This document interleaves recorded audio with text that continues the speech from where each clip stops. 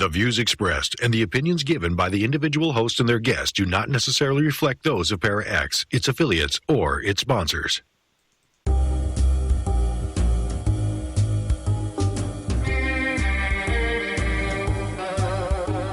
Step outside of your comfort zone.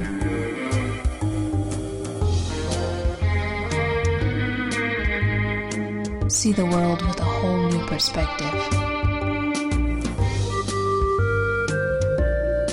Join us and experience the unexplained on the Paranormal View. And welcome everybody right here to the Paranormal View on the ParaX Radio Network. I want to thank everybody for being with us tonight, those listening in the chat room and those listening from around the world. We appreciate each and every one of you. Tonight, if you do have questions from our guest, you can private chat them to either Ceiling Cat or H. Foister, and we will get those answered for you. If you are listening from somewhere else around the world and you'd like to come join everybody here, it's at the ParaX Radio Network, and just click on the Chat Now button and follow instructions. You'll be in with all these wonderful people. If you do have questions and you're not in the chat room, but you don't want to come to the chat room, you can send a question to the paranormalview@gmail.com, and we will take care of that for you. Tonight, we got a great guest with us tonight, and we got Barbara with us. Hello, everybody. And Jeff hopefully will be with us soon, because he was having problems with his connection. So as soon as he gets on, hopefully we'll get him in here too. With that, because our guest has been on many times with us, and everybody loves the guest, and we'll probably have a lot of questions, I'm going to let Barbara go ahead and introduce her. Well, tonight is a very popular returning guest, Pamala Oslie. Pamela is, well, she's an author first, a medium, consultant, radio show host, aura expert. Pam has appeared on all the major networks, including the Dr. Oz Show, The View, The Ricky Lake Show, Coast to Coast with George Noory, Hallmark's Better TV, Gaiam TV with Lisa Garr.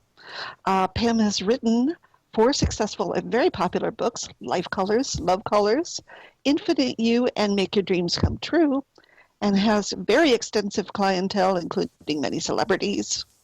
Pam has spoken at the TED Talks in 2012, International Forum on New Science, Fortune 500 companies, many seminars for professionals in psychology, education, health fields, and many more. But also, Pam is the founder of www.auracolors.com, a site designed to help you create success, joy, and fulfillment in every area of your life.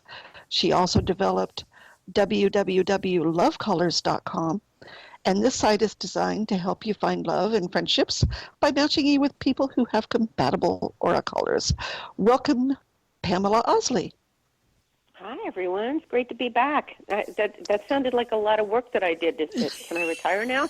Yeah, I was going to say, are you tired? That made me tired. No, I'm good. Hey, it's gorgeous out today, so everything's fine. Yes. And we are very privileged to be able to have you on the show again. We love having you on because everybody just flocks in and wants to learn all about aura colors and anything that they can find out. And you do have the one with love colors, so people can find out what their love life is like. So a lot of people probably doesn't know what aura colors are. So how do you know what your aura color is? Well, first of all, hopefully people know that, I'm sure your audience knows what an aura is, that electromagnetic or energy field that radiates off of them. And I like to explain that a lot of people see the aura differently than I do. I've met a lot of people that see exactly what I do, the same colors. Other people see differently. It doesn't mean somebody's wrong and somebody else is right. It's that we're having a different experience, just like we taste food differently. So the way that I see the aura is I see lots of different layered bands out from people. There's one or two bands that completely encircle the body that are closest to the body. And when I talk about aura colors, that's usually what I refer to, because that shows me a person's life purpose, their theme, their personality type, how they are in relationship, what they are going to prefer in a career, potential health issues, how they handle money. Everything's basically revealed in those one or two colors that are closest to the body, similar to astrology, numerology, iridology, palmistry. It's like they're clues that we came here with in case we got to the planet. Can't imagine this one. We get to the planet and forgot why we came here.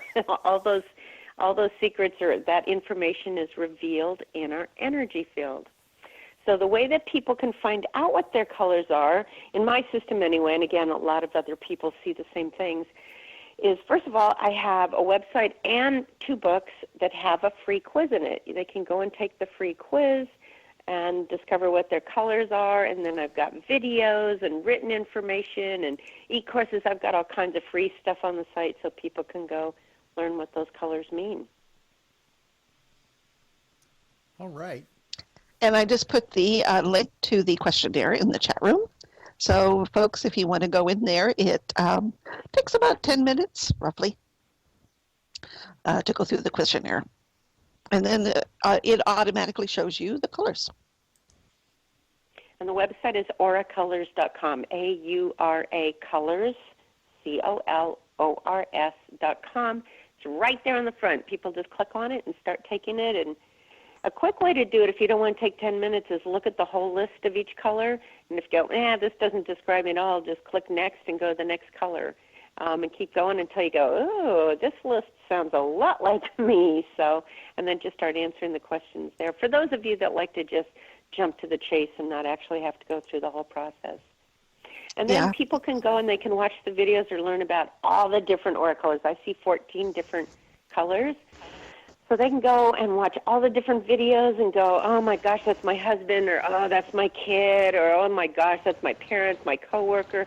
Once you start learning about the different aura color personalities, it's really easy to identify what other people are. And the reason I do this, you guys, is not to box people in, not to categorize them and limit people, because I'm one of those people that doesn't like to be boxed in. I like my freedom. But understanding your aura colors basically validates you, and it gives you permission to be who you really are. So many people are unhappy and suppressed because they think who they really are is not possible, or people won't like them, or their parents told them they couldn't do that. So this validates what you've been feeling about yourself probably your whole life, and it helps us understand other people so that we don't think that other people are supposed to be like us. They can be themselves, and it helps with our relationships and work and everything. It just helps us get along better. Wow. Excuse me. Once somebody finds out what their aura colors are, can you change your aura color? That's a really good question. First of all, because I'm all about freedom and free will, I would never, ever, ever tell somebody that they couldn't change their aura colors, because I believe anything's possible.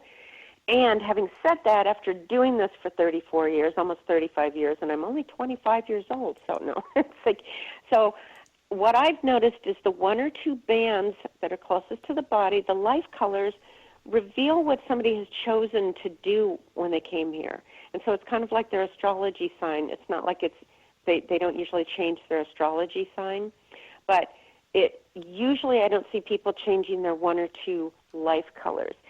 Now, the bands in the outer band of the aura, the colors that are in the outer bands, those change all the time according to what's going on with the person at the time. So, for example, if somebody gets really angry, a lot of red shows up in the outer bands, but as soon as that anger passes, the red fades away. I've seen people on vacation, they're having a good time, they're being playful, they're laughing a lot.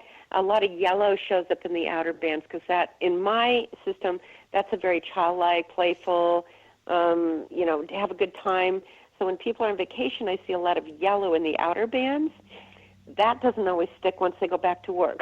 So the outer bands, or if somebody's really focused on a project or trying to make money, they add different colors in the outer bands that they don't usually stick. Now, having said that, I have noticed that there are people out there that were raised to think it's not okay to be who they are. And I see this a lot with people that have yellow and violet in their auras, especially yellow-violet guys. Because violets are dreamers and visionaries, and they've got these big ideas and these big plans, and they want freedom, and they want to do their own projects, or they want to travel the world, or they want to save the planet. And they've been raised to think that's an unrealistic dream. That violets get accused of that a lot, and they're told they should be tans or green instead, and tans are practical, logical, grounded, analytical. Greens are all about making money and type A personalities and driven. So I've seen a lot of people add colors into their outer bands, which actually suppresses their original aura colors. And then the person just doesn't quite feel happy. They don't feel free. They don't feel validated. They feel unfulfilled. So those colors have been added on. Those colors actually need to change so that the person feels free to be who they really are. Does that make sense? Yep. Makes sense to me. Yeah, in astrology, what happens, we do what was called a progress chart, in which your sun sign and your planets progress around the horoscope as you get older. And it's an aging thing because you're here to learn and to grow. So I'm wondering does the aura colors, is it possible for them to change as we go through life lessons? Well, I believe anything's possible. So that's, but okay. So if somebody like I have I don't know much about astrology, Barbara. So thanks for sharing this with me. Since I have a Sagittarius sun sign, is that going to change throughout life? I mean, do I change to another sign, or do I always stay Sagittarian? You're always a Sagittarian, but later you go through, and as you got to a certain age, you started thinking more Capricorn thoughts or learning Capricorn lessons. And then you go to Aquarius and you'll start to learn more Aquarian lessons. You're probably at about the Aquarian lesson level. Cool. That's cool. With the aura colors, what I've seen, I see them as in power and out of power, meaning I use the words in power instead of positive and out of power instead of negative. So people can strengthen and live their full potential with their aura colors. So, for example, Henry's got a lot of yellow in his aura, and yellows are the fun-loving, free-spirited, spunky little kids that like to laugh and like to play, and they like spontaneity. They've got a little stubborn streak to them. They're pleasers, but they don't like being told what to do. But in power, yellows are very healthy and vibrant. They never age. They're big kids at heart. They typically don't look their age unless they start doing things that are unhappy or unhealthy, which is the downside. I'll talk about that. So yellows are full of energy and life and enthusiasm and optimism, and they're like the little Energizer bunnies. They just go and go and go and go and go when they're in power, and they usually stay healthy. They connect with nature because yellows really have to connect with nature to be happy. They love dogs. They love exercising. That's the positive side of yellow, and they've got all kinds of creative ideas. They either do healing work, which Henry's got some. You know, he can like dowsing or energy work. Healers, they're healers. So when they're in power, they're really kinesthetic with their bodies. They've got healing hands, healing bodies, healing hugs. Or they do creative projects. So they're writers or musicians or artists or designers, something where they've got creativity to them. Or they do physical work, like they're yoga instructors or they're construction workers or lumberjack. They do something physical with their physical bodies, or river rafters, surfers, lifeguards, things like that. Now that's in power. So as a person progresses, they can get more and more balanced, more and more healthy, or healthier, and happier with their original aura color. When they're out of power, meaning the downside, well, I'm sure with the astrological signs too, there's a positive side to the personality and a downside. Very much. So the downside of a yellow, for example, is they They can procrastinate. If they had their way, wouldn't be working at all. They can get kind of lazy, complacent, kind of like, they don't like conflict. So if something's going on, they want to run or they want to hide from it. They want to leave, or they get into addictions. If they're not happy and they don't know how to solve something, they'll either do things like drugs or alcohol or cigarettes or caffeine or chocolate or sweets or overeating or watch too much TV. Yellows can be very addictive personalities. On the positive side, they're addicted to nature, fresh air, exercise. On the downside, they get into those less than healthy addictions. And so that's I guess you could say they're going backwards or not living their full potential. Let's put it that way. So it's a little different with the astrology signs then, because I don't see a progressive. Now, I have seen this, though, Barbara. I have seen a handful of people that when they really feel like they've lived the life purpose that they came here to do with their original colors. For example, yellows are here to bring joy to the planet, to have fun, to show people that life is about enjoying it, and they're here to help others heal, or the planet heal, or animals heal, but they're healers. So if they feel like they've done that, they've fulfilled it, they're complete with it, then I've seen some of those people add or shift into another additional color to start layering that. So I guess that's a little similar. It's just not planned out. Just depends on if the person's in power, out of power. Oh, that's interesting. So I didn't know that astrological signs did that, Barbara, so thank you. And how do you know which age or which phase you're in? Is it over it progresses, 7 years? Or? It progresses like one day per year for a sun sign. Mm-hmm. So it depends on where you are, in your,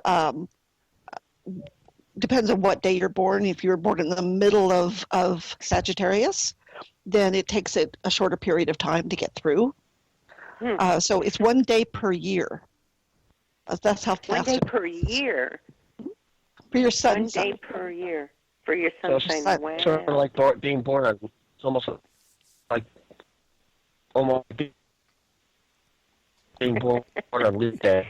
Jeff, you're still breaking up. There's Jeffrey back on that spaceship again. Oh, man.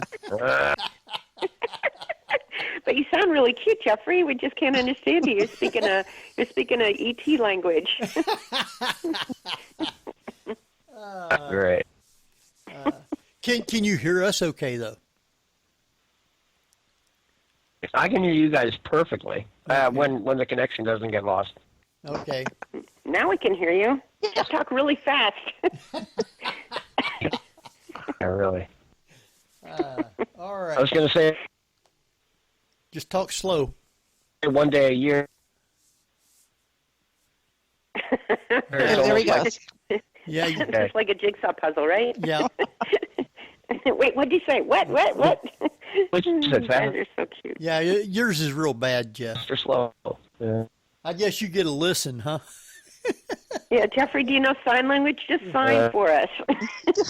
Or That's good for radio. or take and type us a message and we'll get it out. Yeah. Yeah.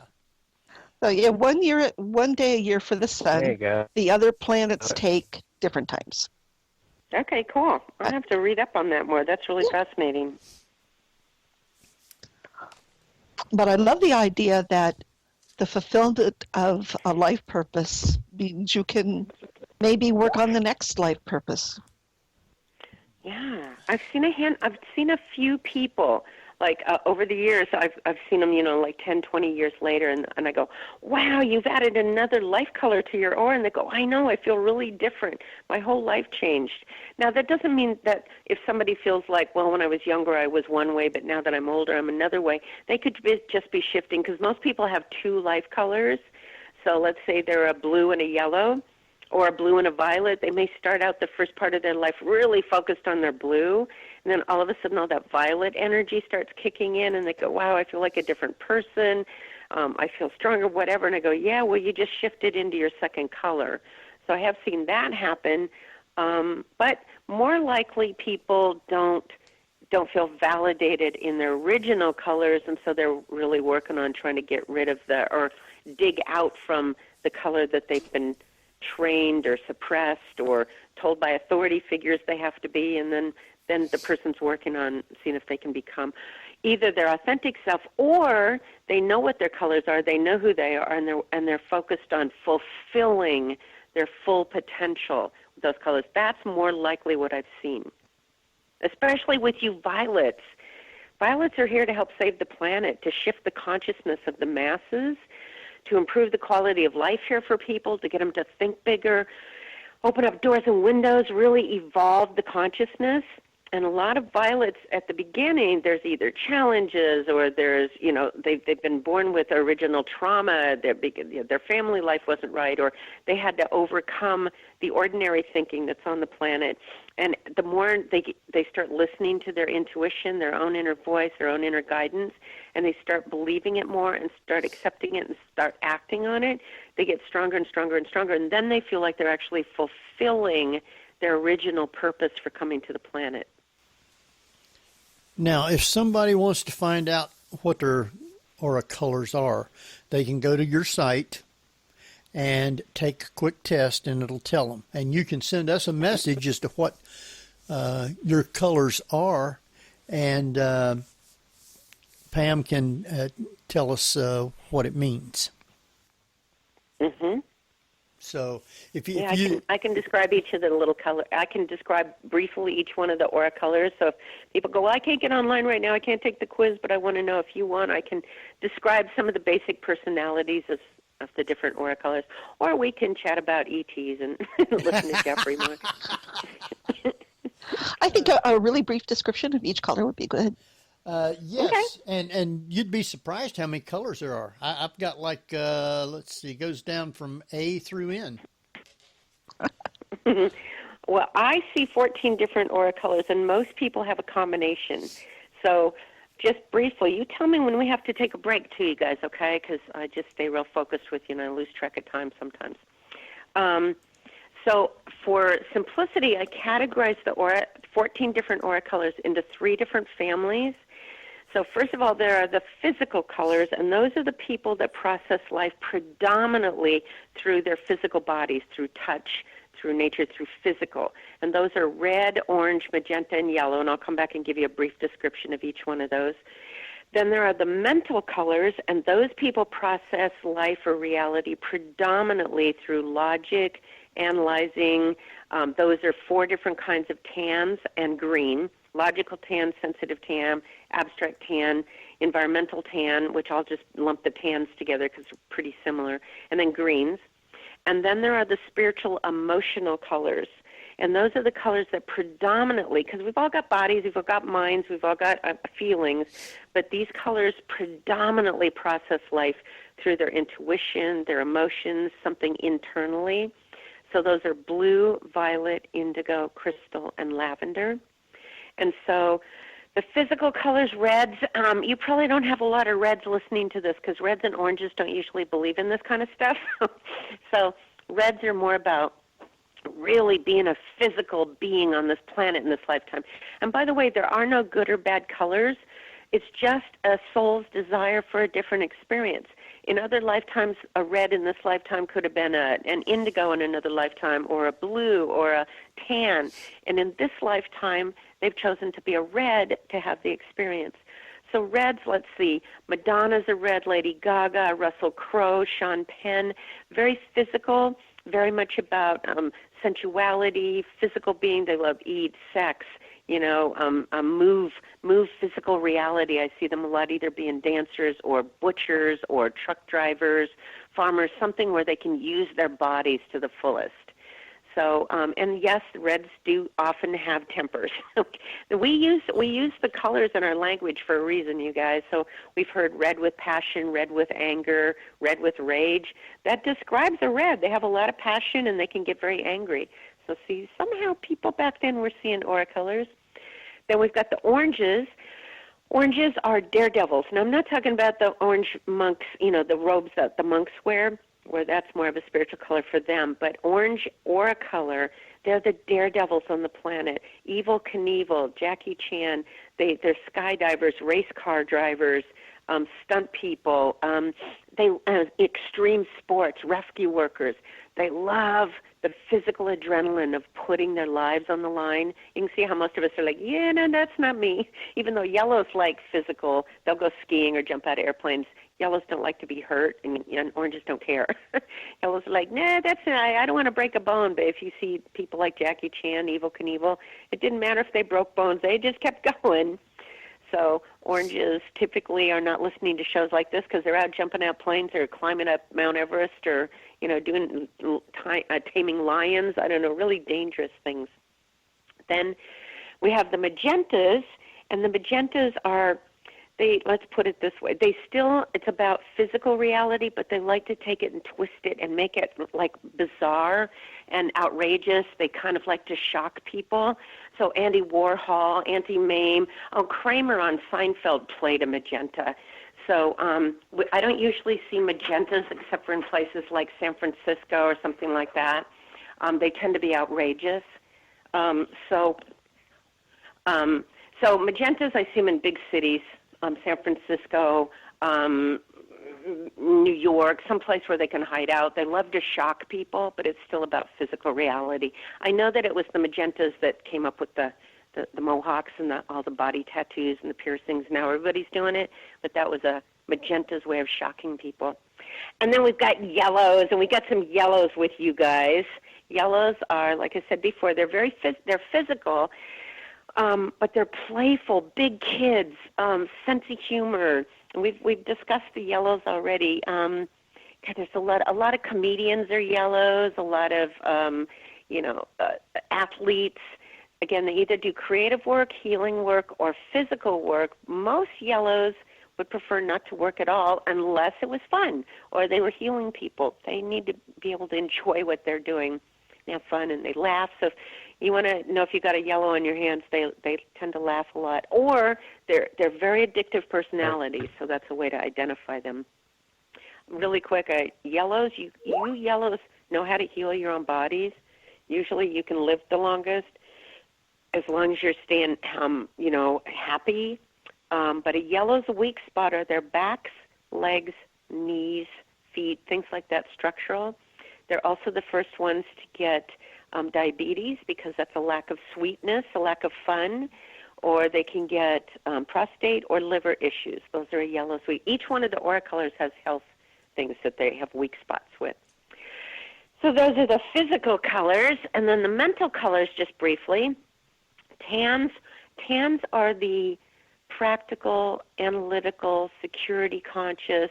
They're typically employees. They like the security of a paycheck. They are the ones that have the patience to take care of the details. We need tans because you see how fast I'm talking? That's because some of you guys out there have violet in your, and then I got to talk 100 miles an hour because tans do this. Step 1, Step 2, Step 3, Step 4. They like the logic, the data. They have to be able to lay a firm foundation. Otherwise, they're afraid everything will fall apart. Tans don't typically like change. Tans are more logical or practical where they go, wait, is there scientific proof for this stuff? Wait a second. So in power, they're very patient, and they'll eventually work through it. Like they're computer programmers, they're engineers, they're bookkeepers. They're the people that have the patience to take care of the details of the projects that somebody else has envisioned. The downside of Tans is they can get very stuck and judgmental and critical about that's not possible because they do 1 to 10, 1 to 10, 1 to 10, 1 to 10, and getting them to step over to 11, 12, they're like, what do you mean 11, what, that should be 10-1, not 11, where did 11 come from? So if you're with a Tans don't usually like change. They don't even like it if you change the living room furniture around, and they can tend to be a little cautious with money too. They're very conservative. They want safe, secure things. Greens are also in the, and there's little variations with the tans, by the way. They've each got a little bit different, like a sensitive tan is a combination of a tan and blue, so they're a little bit more intuitive with that blue, but also logical. So anyway, greens. Greens are the type A workaholics on the planet. They process like this. 1, 2, I got it, 10, let's go. Come on. They like to write lists. They go back and they check off what they've done on the list. I see them typically as CEOs, business people. They sell real estate. They're car salesmen, jewelry salesmen, anything that can make them a lot of money. They also love to learn. They really like to accomplish. They're the most driven, besides violets, of all the aura colors. In power, they're organized, efficient. Boy, if I ever want something done, I give it to a green. They will get it done, and they'll get it done really fast. Everything will be organized, efficient. The downside of greens, and greens create jobs for other people, so they're usually the business runners, the managers and the CEOs. If the downside of greens, the negative side is, boy, you will never win an argument with a green. They are always right. And they will argue, and they can get judgmental, critical, bossy. They're not that pleasant to be around when they're out of power. So there's different ways for each of the colors to get from out of power, in power, or from the negative qualities into the positive. So if you have any of those questions, we can talk about that. But you understand about greens, right? They're the first ones to get tight neck and shoulders, digestive issues, because they worry a lot, they stress a lot, and they're the first ones to get heart attacks. So let's see, who are greens? Bill Gates is a green violet. Mark Zuckerberg is green. Dick Cheney's green. Our current president is green with yellow. And David Letterman was green and yellow. Barbara Walters is green. You see how it's very common for greens to have heart issues. So would you think that Elon Musk is also a green? Elon Musk is actually got some violet and yellow in there. That pot smoking part of him, that's a yellow. Okay. When I get to violets and greens can have similar qualities when they're out of power, but they have a different mission here. Greens like to learn and accomplish and get up that corporate ladder and make a lot of money. It's very important for greens to accomplish and make money. Violets, I'm going to jump over to violets just briefly, and then we'll come back to violets more. Violets also want to make a lot of money. Violets are the visionaries on the planet. They come from the third eye. This is the spiritual emotional family now. Violets, like I told you, are here to make a difference on the planet, so they're the visionaries. Steve Jobs was a violet yellow. The Beatles were all violet yellow. Oprah is a violet yellow. Violets are humanitarians. When violets have a lot of money, they want money for freedom and then to make a difference. They want to... They're the charitable people. And violets love to travel. Greens are typically found in their offices all the time. Bankers, things like that. But violets, we're jumping to violets already. Violets, I see them because they're communicators, they're leaders, they're visionaries, they're teachers. So I see a lot of them either getting involved in the media or the arts. They're writers, musicians, actors. Anything that's, they're newscasters, they're performers, anything where they can use the arts or the media to get messages out. And we're in a violet age right now, so a lot of violets are feeling pushed or pulled or nudged or, to do something. All violets are going, I know there's something more I'm supposed to be doing, but violets get accused of being unrealistic dreamers because the things they want to do are so big. So where a green will go 1, 2, 10, a violet goes 150. I see and sense 50. I don't know how to get there, but I know I'm supposed to do it. The other things violets get involved in are teaching or psychology or ministry, because they're usually spiritual teachers too. Or they get involved in causes, including global causes, or they get involved in politics and law.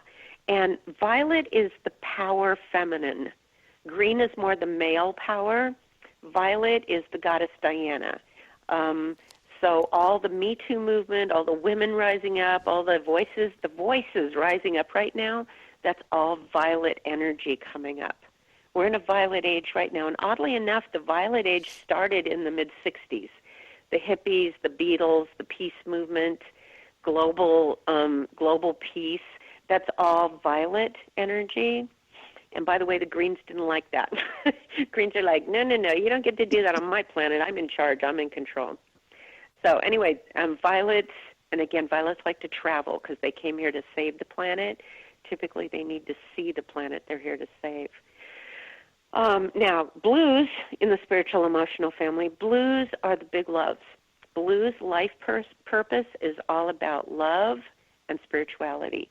Every blue saw and spoke to God. They knew there was a higher power ever since they were little. Violets do too, but blues, it's all about being in service. Blues love love. Blues, when they're young, they're dreaming about their Prince Charming or getting married, having a family. It's all about home. They're typically teachers, counselors, and nurses. They're the most loyal, loving, giving souls on the planet, so much so they can give so much that they can be doormats. They have a hard time saying no. Where violets and greens, all the other colors, yellows are pleasers too. They have a hard time saying no because they want people to like them and they don't want to hurt anyone. Blues are similar. They feel guilty saying no because they're rescuers. So, and one of the telltale signs of a blue is they are the most emotional color on the planet. Blues can watch commercials and cry. They cry when they're happy, when they're sad, when they're angry. I can have a room full. I can do a workshop, and if one blue in the room starts to cry, all the rest of the blues start crying. It's really cute. But they got big hearts. Blues come from the heart. So, again, they're givers. The issue with blues is when they're in power, they're unconditionally loving. They will just, matter of fact, they'll stay in a relationship way past when everyone goes, what are you doing with that person? You got to get out of there. Blues they just want to, they got the Cinderella complex a lot.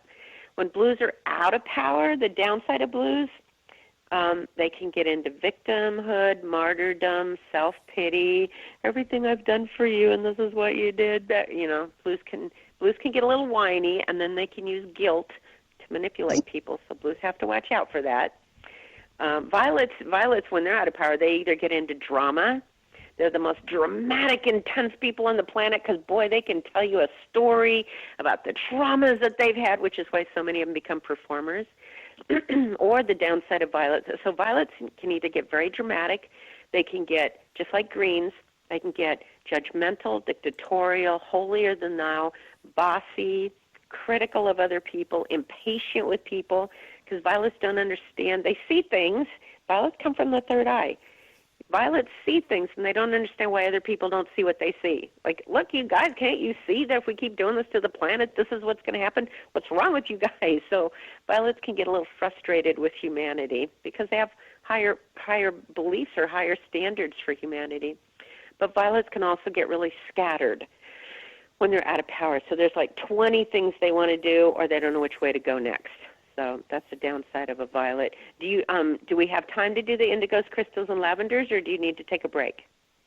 Go ahead and keep on going. Then we'll take a break. How does that sound? Okay. Is your voice going to be able to handle it? Do you need to take a... I see 6 to 8 clients a day, and I talk all day long, and I have my radio show, so I am so used to talking. Anyway, so indigos are the new children, the new age children, the psychic children. I know a lot of people have different names for it, the rainbow children, but there's crystals, indigos, lavenders, but indigos tend to be very androgynous. Violets are here to lead us into a new way of seeing life. They're here to change how we're doing things. Indigos are the ones that are showing us how to live that. They're supposed to be demonstrating it. So indigos tend to be androgynous. You can't tell sometimes if they're male or female, gay or straight, and in Michael Jackson's case, black or white. It's about soul to soul. They bond with people soul to soul. They're psychic. They can communicate with nature. They love children. It's really interesting, you guys, what I'm seeing with indigos. A lot of them are being diagnosed as autistic because indigos won't talk unless they have something to say. You can't control them with guilt, pressure, manipulation, punishment. Indigos have a really high spiritual standard when they're in power, and they'll only do what they believe is the right thing, and it's bothering them what they're seeing going on the planet right now. And all the LGBT, all those issues that are up right now that are in the forefront, those are all indigo energies. So we're moving into the indigo age as we speak. And so all the indigo issues, all the the male, female, gay, straight, androgynous, all those issues are coming to the surface, just like in the 60s, all the violets beliefs and issues and purposes came to the surface. Get out of Vietnam and music and global and free sex. I mean, that's all violet energy. Indigo is completely different. So Michael Jackson was indigo with violet. I don't see a lot of indigo famous people right now. I see a lot of indigos that are really starting to show up on the planet right now. So, and a lot of people, especially violets, are starting to identify with the indigos, and they're adding indigo into the outer bands. So they're relating to the indigo belief system and consciousness and purpose for being here. So that's an indigo. Crystals are very unusual. They literally, guys, have a clear aura. And they're like a chameleon. Now, when they're in power, their aura stays clear, and they're really amazing healers. But they can usually only heal one person at a time. They do energy work, but they can't be around a lot of people. Now, a lot of sensitive yellows, because yellows can either be life of the party or they can be really shy and introverted. So crystals, a lot of sensitive yellows think they're crystals, but crystals are like auric chameleons. When they're in power, they're great healers, but then they have to go spend a lot of time alone and in meditation. They can't be around crowds, can't be around a lot of people. It blows out their systems. They need to meditate a lot. I see them working in places like libraries or doctor's offices where it's really quiet and serene. I see them maybe playing quiet music in a string quartet or something. But crystals are odd in that when they're around other people, if they're not centered, meaning the downside, they start absorbing the colors of the other aura colors around them, and then they start acting that way, and they turn into that. So if they're hanging out with the blue, their aura actually turns blue, and they start acting like a blue. And then if they start hanging out with the green, their aura turns green, and they start acting like a green. So out of power, they can be very draining to be around. They literally start absorbing other people's auras. But they're very sensitive, kind, meditative, quiet energy workers and healers. Now, the last one, the lavenders. And I don't see that many crystals or lavenders, by the way. Of course, I might have seen some crystals and didn't know it because they're walking around like a violet or something, and I didn't realize they were a crystal who'd learned how to do violet. Lavenders are the fairy tale, fantasy. They're creative. They tend to not spend a lot of time in their bodies. They're daydreamers. They're here to go into other realms and go into so that we understand. They bring back fantasies. They are supposed to be artists and writers. Lewis Carroll had lavender in his aura, so Alice in Wonderland, and C.S. Lewis, The Chronicles of Narnia. They're very creative, like they're very childlike too, but they tend to be wispy, and sometimes you can look at a lavender and you feel like nobody's home. They're not very good at staying in physical reality. They're not very good at making a living. Yellows are like that too, though. Yellows are not real good with money because yellows are very spontaneous. They get money and it kind of disintegrates in their hands because they don't care about money. They want to be fun and spontaneous and generous and give it to friends. Lavenders, they don't relate to money or working hard. They're better if they can be taken care of or trust fund babies, but they're very whimsical and fantasy-oriented, so I see a lot of lavenders talking about angels and fairies, and most of the time that I've seen a lavender, there's been a combination. So it's either a violet lavender or a blue lavender or a yellow lavender, so at least that other aura color with them helps them get something done here. So a lot of lavenders are so fantasy-oriented, they don't stay in their bodies long enough to make money or deal with physical reality. So those are the colors. All right. Now, I've already got a bunch of people that's already sent stuff to me of what their colors are. So we'll do all that when we come back from a break. How's that sound? Barbara, you got anything to add before we go to break? No, let's take that break. All right, then. You want to, Jeff, can you talk yet? I don't know. No, you still can't. Am I able to do a full sentence audibly? No. Try it. You can try it if you want. He's going to go ahead. Apparently Barbara. not. Folks, you are listening to the Paranormal View here on Para X Radio with our very, very, very special guest, Pamala Oslie. We will be right back after a few messages. Whether you're listening at home, at work, or anywhere, thanks for making Para X part of your day. Your source for everything paranormal, Para X. And welcome back, everybody, right here to the Paranormal View on the Para X Radio Network. I want to thank everybody for being with us tonight. Got a great guest, and we have with us Barbara Duncan. I'm still here. And Jeff, are you still with us? In theory. Okay. All right. And I'm sure we got listeners from around the world. Barbara, where do we have listeners from? They're coming in from the United States, the United Kingdom, Canada, unknown, and Israel just popped in. Wow. All right. So we're getting out everywhere. And want to welcome back our special guest, Pam Oslie. I'm here. All right. Hello. Thanks for bringing me back in. Like, we got to get her out of here. She just talks way too much. No.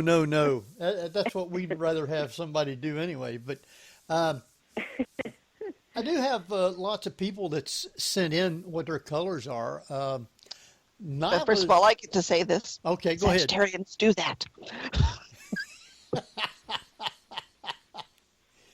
What's your colors, Barbara? I'm a yellow, blue, and Pamela's saying violet. Oh, yeah. Yeah. Barbara, violets are here, they're natural therapists and visionaries, and they're here to help improve the quality of life for people. And you violets can read people. I mean, you can meet somebody and go, oh, man, this person's got issues, or, oh, they're not being honest, and you do have that ability, Barbara. I can feel it with you. Yeah, I do. She's reading me like a book. She's reading me like a book. Oh, I haven't even gotten started with you yet. No, I'm kidding. Wow. Don't worry, we won't do that on the air. Don't worry. Okay. No, you got great energy. It's very common for you violets to see how much you can get done in one lifetime. And sometimes no matter what, you always feel like there's still more to do. I always feel like there's still more to do. I can believe that. Mm-hmm. Mm-hmm. Well, now, Nyla sent one to me, and her colors are primary yellow and secondary is lavender. Oh, so she's a creative person. She's creative and probably very sensitive. If she's got those two colors, and probably, Nyla, probably very misunderstood. Like a lot of people or family or parents or whatever don't understand that you're more sensitive or creative and need more quiet time or more time to do your gifts. And then sometimes those two colors can have a hard time manifesting their creative abilities to a point where they can monetize them so they can make a living at it. So those two colors are very sensitive but also very creative. Okay. Let's see. Did she write back to you and say if that makes sense to her, or we got to go through the list here? No, it makes sense because I know. I do have a really good question, though, somebody asked earlier, and that was with the event of Kirlian photography, does that match up with aura colors? And can you validate it that way? Thank you so much for asking that question. Here's the deal. With the aura cameras, because I have clients that own those cameras, they measure the emotional energy that's around a person. So what they do with those cameras is they have you put your hand on a metal plate, and they measure the frequency, the energy that's coming off your hand, and then they take that measurement and they superimpose it over a picture of your face. And so they don't always, or very often pick up the life colors. I have seen a few of them do that, but more often than not, they pick up the emotional energy of the person at that time. And if you were to go back the next day or a week later or even hours later after something's happened, the aura colors will probably change. At least that's been my experience with them, and that's how the my clients who have those cameras have explained it.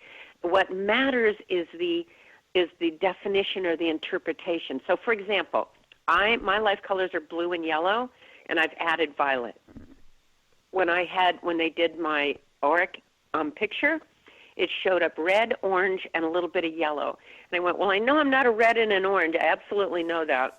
Blues, by the way, come from their heart up. They don't live in their bodies a whole lot, so they end up with cold hands and feet a lot. Anyway, they went, oh, no, it's not your life colors. Red, orange, and yellow means you have a lot of high energy. You've got a lot of creative energy to you. It has nothing to do with your life purpose. Does that make sense? Total sense. Because I remember when I went to a Whole Life Expo, and they had that Aura camera there. And it was just right after I did Reiki, my Reiki attunement. And I was driving over the bridge, and I had a headache, so I was going, I can do Reiki. So I did that and went to, the first thing I do when I walk in there is to go get an aura color photograph. And it ended up with purple over my head.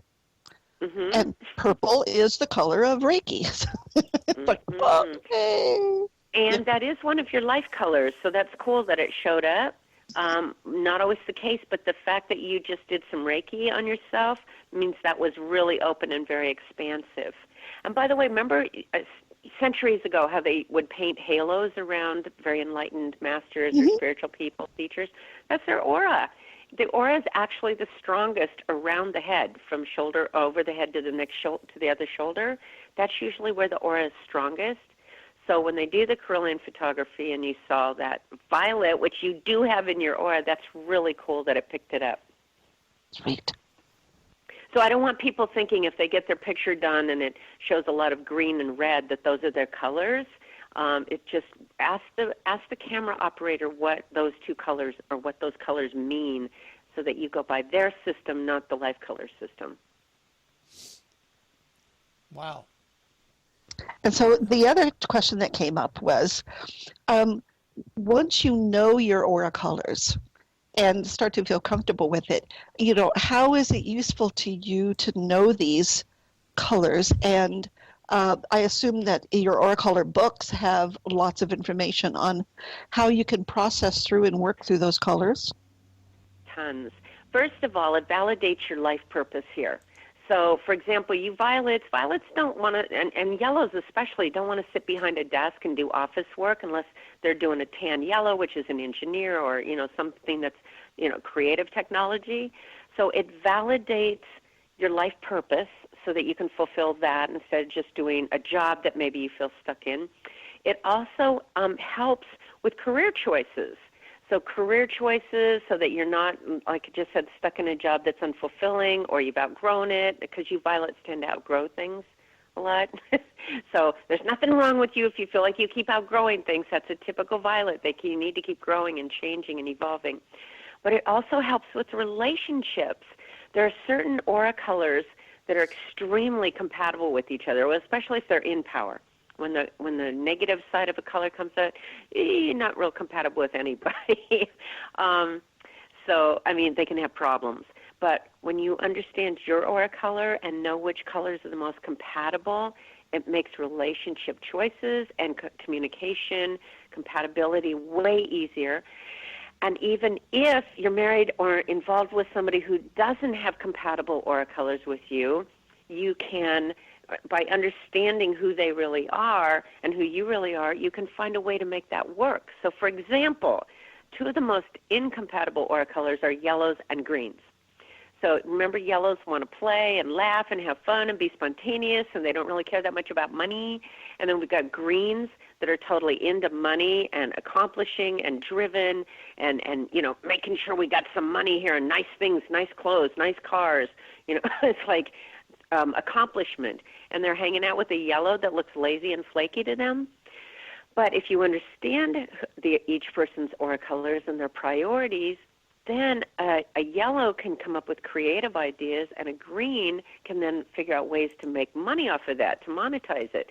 So if you've got a creative musician that's a yellow, green's like, okay, I know how to make money doing that, or we can get somewhere with that, or they can work together instead of because otherwise a green can be really hard on a yellow. They can judge him and criticize him and beat him up, and then the yellow feels unhappy because yellows just want people to like them. They want to be your friend. They want you to like them, and they want you to be happy. And so if a green's always critical, then the yellow can start getting unhealthy, depressed, start doing negative addictions. So you see that it helps with relationships. It also helps with health issues because there's a way for each one of the colors to be happy and healthy. And then there are tools if the color is, if that personality is out of power. So for example, I'm going to use you violets again. When violets are in power, they are allowing and inspiring. They inspire, educate, empower, they motivate, but they say to people, look, this is where I'm going. If you want to go, great, we can do this. If not, you've got your own path to go on. That's totally okay. But when a violet's out of power and they get critical and judgmental and impatient and frustrated with humanity, they're not that pleasant to be around. So, or they can get lost and scattered and not know how to live their life purpose here. So the key for a violet to stay in power is not the same as what a green needs to do or a red needs to do. So number one for a violet is meditation. Violets have to have alone time so they can connect their inner vision with their heart and soul and something greater than them. And when they have that quiet time, that meditation time, then they stay centered and then they get guidance and then they know how to accomplish their big dreams and their visions. You cannot tell a yellow to sit still long enough to meditate. They fidget. So what yellows need to do is, number one, connect with nature. That's a yellow's number one way of staying healthy and happy. They balance. They need to exercise. If a yellow doesn't exercise, they get depressed. If a violet doesn't meditate, they get depressed. So if a yellow gets out there and exercises and happy, that's they go hiking, they go walking, they do something physical, bike ride, I don't care. That's actually surfing. That's actually a yellow's form of meditation. That's their way of staying balanced. So do you see there's different ways? Like a green, you can't tell a green to go sit and meditate, whatever. They'll be like, oh, I got things to do. I can't do that. So for a green to get balanced, they need to breathe because greens don't usually breathe. They're too stressed out and impatient to get things done. Greens need to write lists. They need to figure out what it is they want to accomplish here, come up with a plan on how to do that, and then write a list and take action. As soon as they do that, they're balanced. They're happier. They're easy to be with. Do you see? So once you know what your aura colors are, you know what tools are going to help you stay healthy and balanced so that you're not unhappy and unfulfilled here. And there are even different ways to show you how to manifest money, because each one of the aura colors has a different way of manifesting. Like I said, greens, anything they can write on a list, they can manifest. Violets, anything they can visualize. Anything a violet can visualize, which is why it's good for violets to put up vision boards. Anything a violet can visualize and then align with, they can manifest. Violets can do synchronicity and magic, and holy cow, things just start showing up for them, and people go, you got to do what? You met who? Does that make sense? Yeah. We have one person in the chat room who she talks about needing something and then manifests it almost immediately. Yeah. Yeah, she's probably got violet then. Violets are the quickest, most powerful manifestors I've ever seen. They're like magic. Where tans are just the opposite. They think, well, you got to be patient and you got to do the steps and you don't make money real fast. You have to be cautious with it and invest it wisely. So tans are even frustrated when I talk this fast. They go, well, I don't know what you're saying. Slow down. I can't take notes that fast. So they all have a different way of manifesting. Yellows can manifest anything they can get the physical feeling of. So since yellows are not really good with money typically because they don't care about it that much, I tell yellows, imagine, or get money and feel it in your hands. Or you want a new car? Go sit in the new car and go feel it. Go see what it feels like. Notice, get it in your body. That's how they manifest. Wow. Now, so I guess your next book, Pam, is going to be Aura Colors and Health. All of that stuff's in my books. I've got life colors, which is all of it. How to find out your colors, how to stay empower, careers that are going to be fulfilling, who you're compatible with, and then my book Love Colors is all about relationships. Okay. How to stay in power, what your needs are, how to stay balanced in that, how to get along with each one of the colors, how to negotiate. It's like that whole book is about relationships. Now, Jeff said that he is yellow and his secondary is a logical tan. Okay. That makes sense. Yellow tans, they can be, like I said, computer programmers or engineers or creative designers. As long as the yellow gets to do something creative or healing, and then the tan gets to stay safe and practical and logical and figure out the steps and be patient with it. And the yellow has to go out there and make sure they connect with nature and exercise, or at least connect with nature and quiet, something where they're outdoors. And then the tans need to feel secure financially. So if they're working and the tan's making a living, they've got a paycheck coming in, they feel like they've got some foundation there, then they're fine. They'll let the yellow go play or be creative. But if the yellow's playing all the time and blowing it, because yellows can not always hold down jobs. People yell at yellows a lot. When are you going to grow up? When are you going to get a real job? And yellows like variety. They don't want to grow up and they don't want to do a real job unless it's fun or it's healing people or it's creative. So yellows, if they're not making money, they've got to let their tan side help them be grounded and practical so there's balance. So when you have two different aura colors, both sides need to win. You need to help both sides be fulfilled. That's why it's important to know what your two colors are so that they can create a happy marriage together within you and they're not fighting. Like blue yellows. Blues want love and relationship and they want to connect emotionally with their partner. Yellows want their freedom. They want someone they can have fun with and be playful with and have some free time. And yellows can actually, now, Henry, I'm not talking about you because you got some of that tan in your aura. I know you've made commitments. Because yellows like freedom and they want playmates. They want fun. And they want to go out, be able to have some time to themselves. So it's very common for a blue-yellow person, usually females, by the way. Blue is typically a female color unless it's been a gay male. And I haven't seen everybody on the planet, but that's been my... And if there's a male out there that goes, well, I feel like a blue, but I'm not gay, then you're probably a yellow tan or a yellow violet combo because they're very similar. Anyway, so blue-yellow females, very common for them to pick guys or partners that are either not available, they either live a long ways away, or they're married, or the partner has a fear of commitment, because then the blue can be in love with somebody and the yellow doesn't have to commit. So blue-yellows, and blues want to stay forever, and the yellow goes, oh, this isn't fun anymore, I want out of here, and they bail. So there's a way to balance those two out so that both sides can be happy so you can have a long-term relationship. Otherwise, it's very common for blue-yellows to go through relationship after relationship after relationship, always trying to figure out why they can't get one that lasts. Wow. You see how this information can be helpful for a person, right? Got another one from the chat room. Rimney said theirs is logical tan and blue. Logical tan and blue.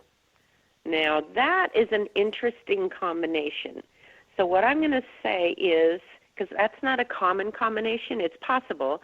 So both those colors want security. Blues are more emotional. They live from their hearts. They want to help people. Tans are very practical, grounded. They want security.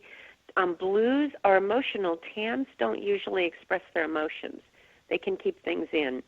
If you can get a tan to talk about how they feel, they talk about how they think they feel. But a blue tan can be a little bit more reserved, very loving, very kind, but more in the background. If the person, now this is what I'm going to say, if they're really a blue tan, not another combination like a blue-yellow who has been raised to think they're supposed to be a tan, so they've learned how to be quiet and be responsible and make a living and be grounded, but there might be a little hidden of that spunky, creative, little free-spirited little yellow in there that they've suppressed with the tan. So this is what's tricky about taking the quiz. When I tell people take the quiz, make sure You answer deep down inside who you feel you really are, not what you think you're supposed to be or what you've been raised to be or what society tells you you're supposed to be.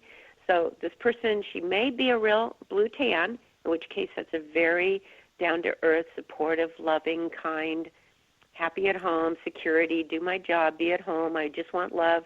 I want a loyal partner that we're going to be together forever, forever, forever. She may be a blue tan. She may be a blue yellow or another color that has learned how to do the tan. All right. Now we got a quick question from the chat room, and it's an interesting one. And I don't know if you see them or not, do spirits have aura colors? Yes, they do. Well, here's the deal. When you say spirit, so I talk to people on the other side all the time. I'm not just psychic, clairvoyant, clairaudient, clairsentient, whatever. I also can talk to people on the other side. And if people have been here in physical form before and they've crossed over and they're talking to a loved one here, they will show me the aura colors that they were when they were here. It's like, oh, yeah, Aunt Mary was a blue. She's a blue right there. I can see her. She's still showing me blue. And she may keep that blue over there for a while. She has free will. She could change it. She could change it to pure white if she wanted to, because I do see that in the spiritual realm.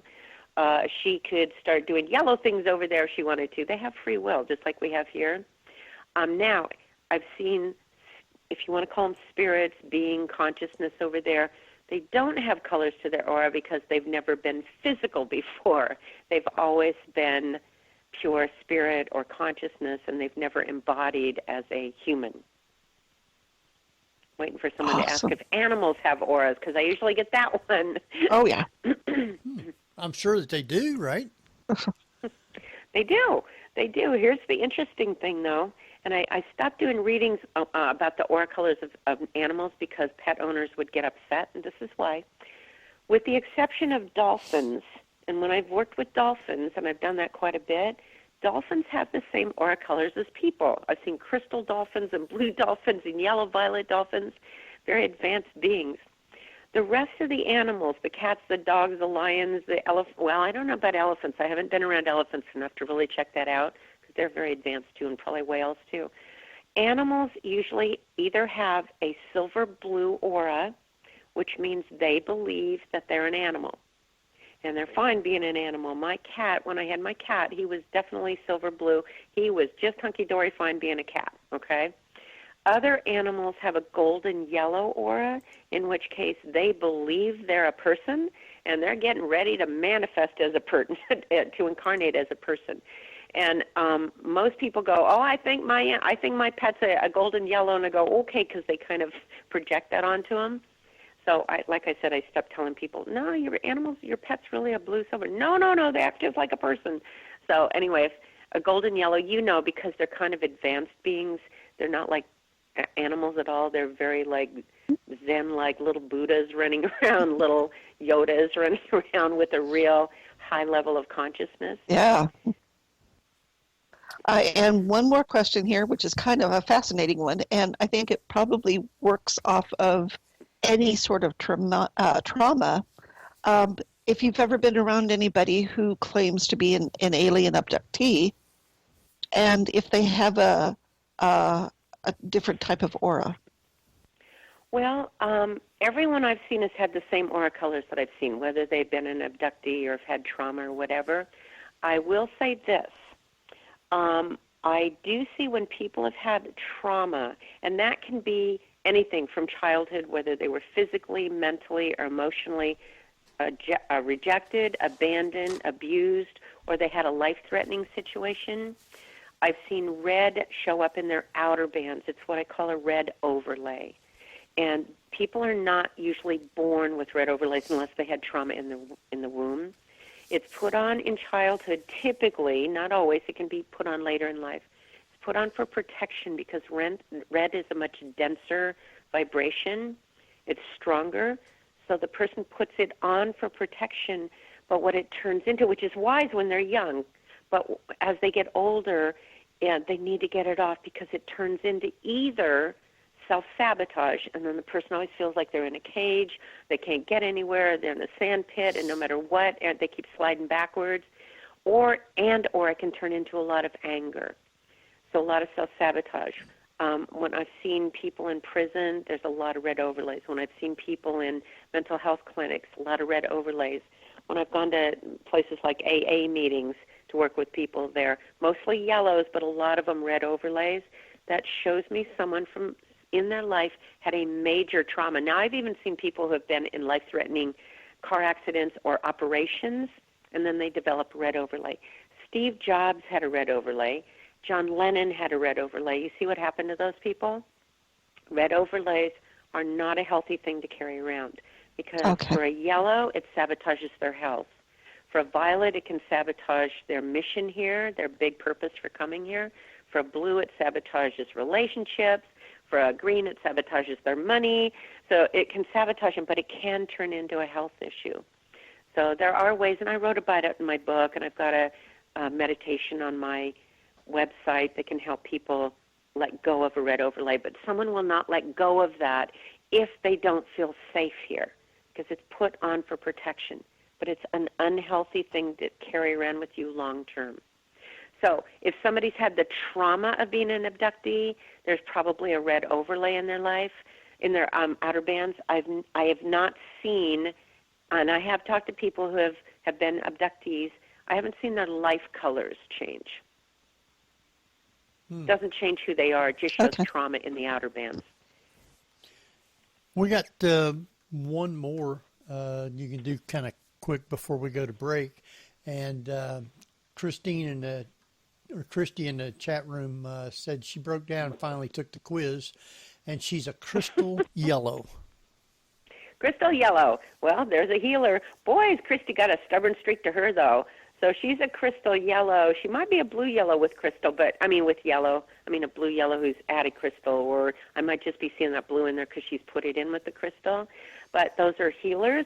She's more independent. If she's got that crystal in there, I can feel that, don't tell me what to do, and I'm independent, and I don't feel like I fit in.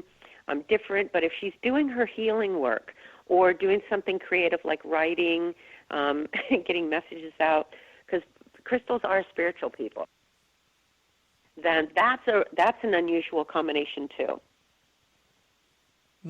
Wow. All right. I think it's about time to do our last break. Barbara, you got any quick thing before we take off?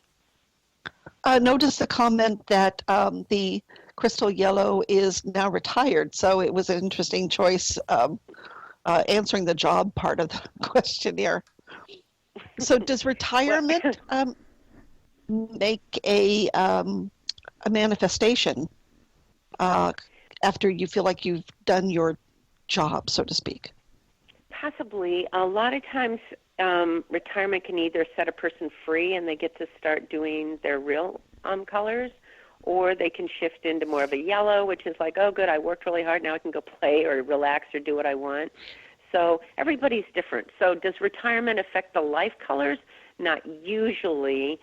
It may make a person less motivated to do their life colors if they can chill now. Okay. All right. Jeff, you still with us in? Maybe. All right. Be psychic. I know he's there. I can feel him. His mic is muted. Yeah. Okay. That's fine. So okay. Barbara gets to take us out. How's that sound? Twice in the night. Okay. Folks, go ahead. Jeff? No. Maybe? Apparently not. Okie dokie, folks. You are listening to the Paranormal View here on the ParaX Radio Network with our very special guest, author Pamala Oslie and Aura Colors. We will be right back after a short message. ParaX Radio, programming for the open mind. And welcome back, everybody, to the Paranormal View here on the ParaX Radio Network. I want to thank everybody for listening tonight. Hope everyone's enjoying the show.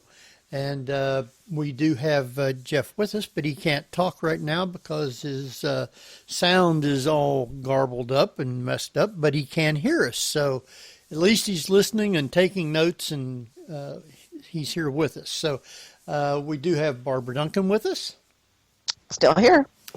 And we have Pam Oslie with us. Or maybe we don't. Or maybe we don't. Wouldn't that be funny if I said, no, I'm not really here? I'm not here. That's happened before.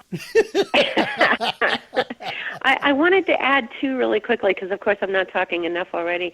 One of the other reasons it's important for people to understand the aura colors is if they're raising children or if they work with children, because each of the different personality types, children have a different way they connect.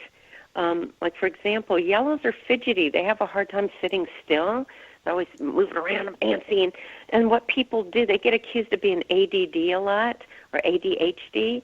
And the worst thing you do to a yellow is put them on drugs, because yellows are already addictive personalities. Plus, it makes them feel like something's wrong with them.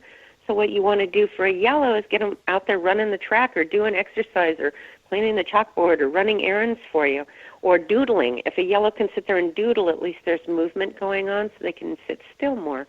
They need movement. So it's really helpful for parents and teachers to understand the aura colors of the kids so they know how to reach them or to speak their language. That leads into another listener question, and it's a very good one. And that is, well, it's an astrologer's quandary, too, where you have two children born on the same day at the same time. One's destined to be king and the other is a pauper.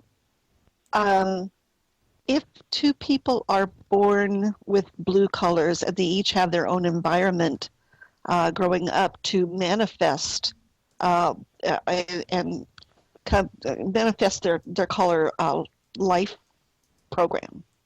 Mm-hmm. How is the environment fitting into their life colors? Well, even if they have the same environment, each color still has, each person, each soul still has their own unique life purpose. So, for example, even if you have two blues born into the same family, one of them may end up being a teacher and really knows they want to be a teacher. And so they're still blue, same family, same environment, they want to be a teacher. And then the other blue wants to become a therapist, so or a child psychologist or something, so they go off. So they're still both blues, they've still been raised by the same family, and they go off and do two different careers or have two different personalities. Or yellows are a really good example, because yellows, like I said, can be fun-loving, fidgety, lots of energy, and you know, it's like you can't get a yellow to sit still. It's like, get them in sports, get them out there playing. But then you could also have, in the same family, a very sensitive, quiet yellow that's very shy and very introverted. And so they don't want to go out and compete in sports because they're not competitive. They just want to be simple and quiet and read books and draw and do paintings or something like that. So same environment, but different soul purpose, same aura colors, just a different soul's plan. Mm-hmm. So it helps with the overall, just like, you know, Sagittarians have a certain theme to them. They're this and this and this and this. It's still up to me how I'm going to play that out. Mm-hmm. I'm going to, you know, run with that. Or a lot of people don't live their life purposes. They get stuck in a box and end up watching TV all day, or, you know, going to work, then coming home and watching TV, and they don't live their life purpose. And it could have something to do with environment. It could not. Violets, by the way, real quick, you tap open this faucet and all kinds of stuff. Violets are the number one aura color that chooses to come to this planet and chooses often to be born into dysfunctional situations. Abandonment, alcoholic, abuse, divorced family, very dysfunctional, because violets are here to help save the planet. So it's very common for violets or healers or therapists, any soul that came here to make a difference, very common for them to choose tougher childhood so that they can understand how people get messed up here, how they get hurt, how they get lost, how they don't believe in themselves. But their job then is to solve it is to come through it, and then they're the best healers, teachers, therapists, whatever on the planet, because then people believe them when they say, look, I've been there, I know what you're going through, and this is how I came through it. Then they trust them. Otherwise, can you imagine if a violet was born with a silver spoon in their mouths and ponies and wealth and everybody loved them, and then they came out and said, here, people, let me tell you how you need to do your life. People go, you don't know. You haven't gone through what we've gone through. So violets out of compassion will very commonly choose tough beginnings. Very interesting. Mm-hmm. Now, They're also the number one color that gets sexually abused as children. Wow. Violets and yellows are the two, because yellows are healers and they're sensitive and sweet, so people are drawn to that innocence. And violets are the therapists and the people that came here to help save people. And subconsciously, people are drawn to that because they do want to be saved or they want answers, but then they don't know how to handle it. So, phew, man, violets take on the bigger challenges than any of the other aura colors put together. okay, now I got another question from the chat room that's Okay. totally different. Nyla wants to know if you have ever had any alien encounters. I have not. I know people that have. I totally believe, not only do I believe there's life in other solar systems, universes, realms, even things we can't see, the unseen, I totally believe. When people say, there's life on other planets or other galaxies, I go, I know, that's like telling me people live in France. I know that. It's not my thing in this lifetime. That's not my life path. So, no, I haven't. I've talked to beings on the other side that have never incarnated, so I guess that's kind of an ET, extraterrestrial, right? Not from other planets, but from other realms. Yeah. Wow. It's all still extraterrestrial. They're not of this earth.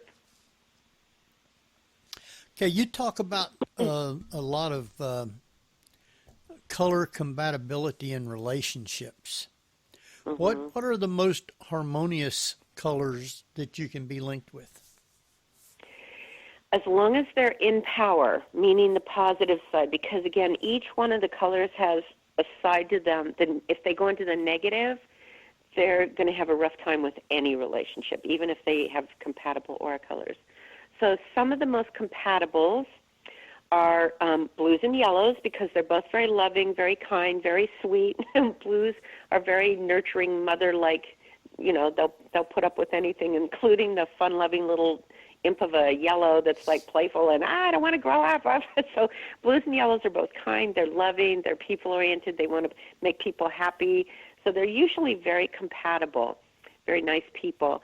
Blues and violets can be very compatible as long as the violet stays in power, because violets have a big mission, a big thing that they want to really accomplish here. And blues can be some of the most loving, supportive people on the planet. They're not competitive with the violet. They, as long as the violet comes home, because sometimes violets are off traveling and being big celebrities and doing big things, and the blues back there going, wait, do you love me at all? Do I count? So they have to keep balanced. Crystals and blues are very compatible because, again, very loving, very kind, very sensitive. Tans with other tans are really good because they both want security and stability and practicality and save money and handle the details, so they get along great. You don't want to put, some of the tougher ones like violet and tan, those are opposite also, with tans being step 1, step 2, step 3, and they're more comfortable doing 1 to 10, 1 to 10. They like their same jobs. They like their practicality. They like to know what's coming. They don't like unpredictability, so they want stability.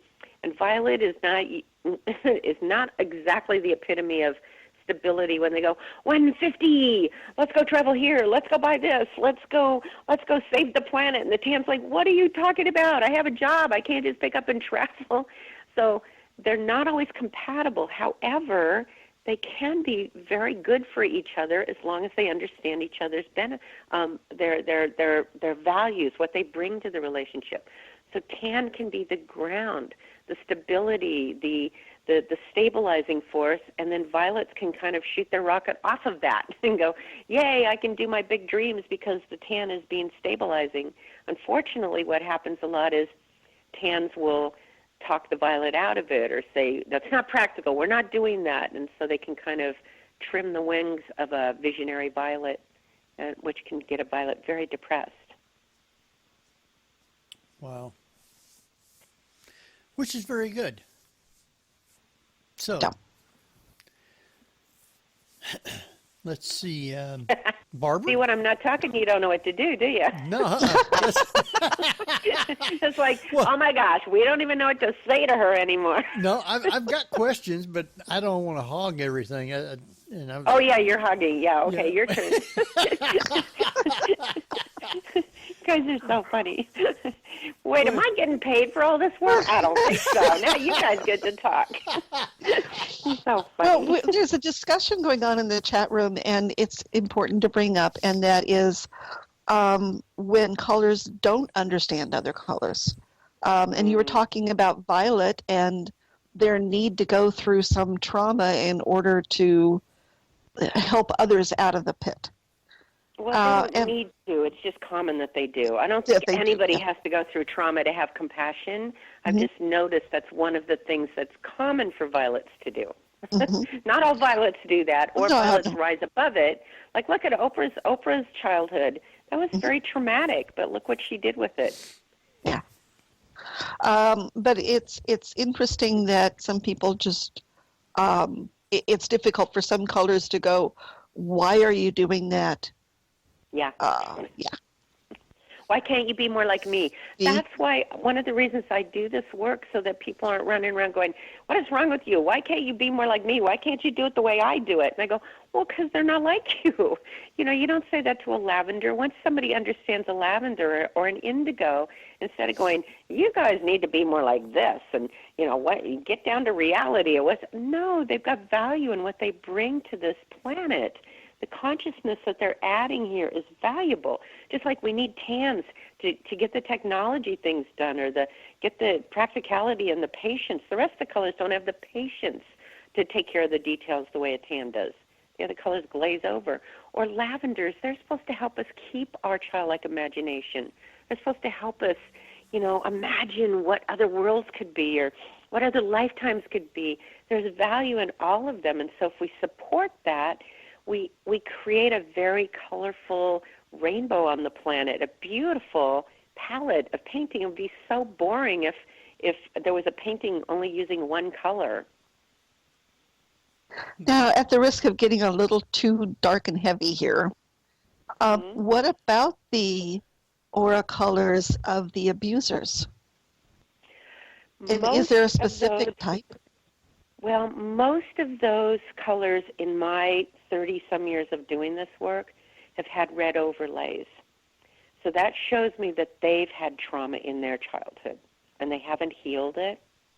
So I'm sure you've noticed that most abusers have been abused.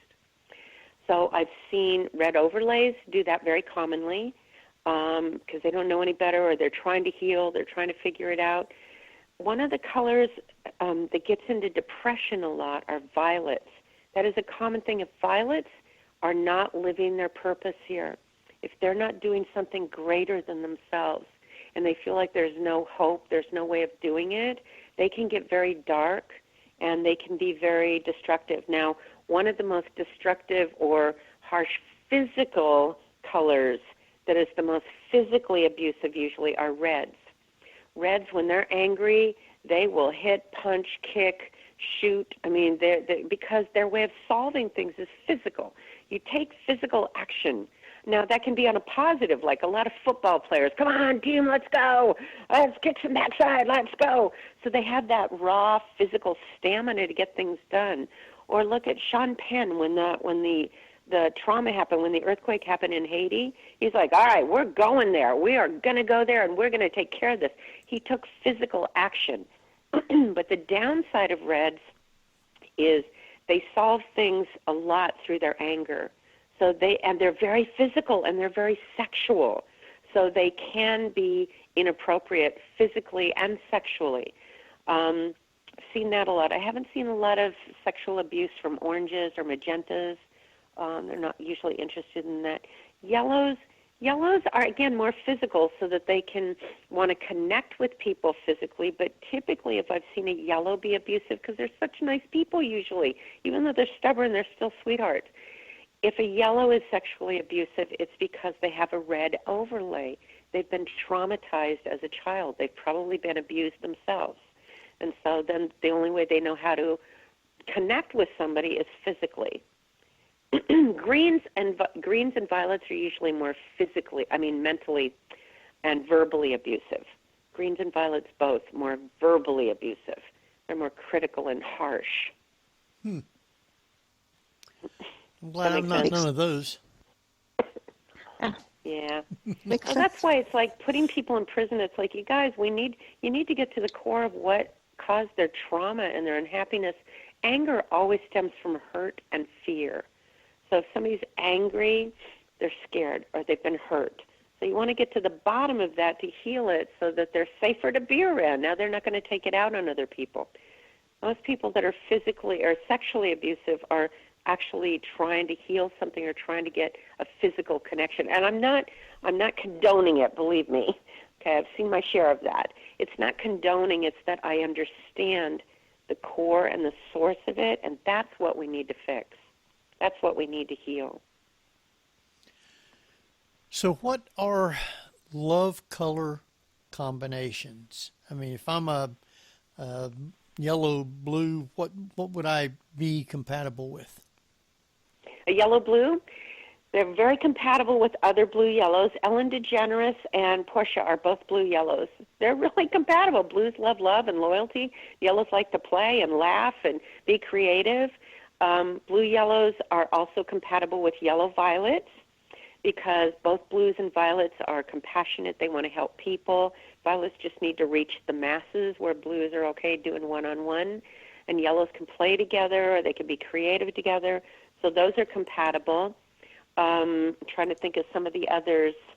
Somebody's a crystal yellow. They would probably be compatible with the crystal blue because crystals and crystals, that's great. Yellows together can be fun. The only issue is if you get two people that they're predominantly out of power yellow, then they're going to have a lot of problem with either playing house and nobody's making any money. They're just having fun. They're playing all the time, but nobody's making any money. And you probably got a couple that's sitting around smoking pot together. So they're not getting or doing meth together because out of power, they're just like, yeah, man, let's smoke some pot and watch TV. Okay, that's cool. I go, wait, who's paying the bills? Yeah. So they're compatible when they're in power. When they're out of power, they might still be compatible, but maybe not healthy. Because now nobody's getting them out of that unhealthy behavior. So would they be compatible with a yellow lavender? Well, see, now, again, a yellow lavender, that is the epitome of childlike creativity, unless those colors are healthy. Like when a yellow's in power, they have enough creative energy and physical energy and life energy to get things done. They'll keep going and going and going and moving things and getting this done and creating projects. And so if they're healthy, then yellow lavender, that could be okay. My concern of putting two lavenders in the same household, it could end up with a money issue. They're really good at fantasizing, or they could do creative projects together, but then who's going to do the business to get those creative projects out there? Neither of those colors, yellows and lavenders, don't like to do business.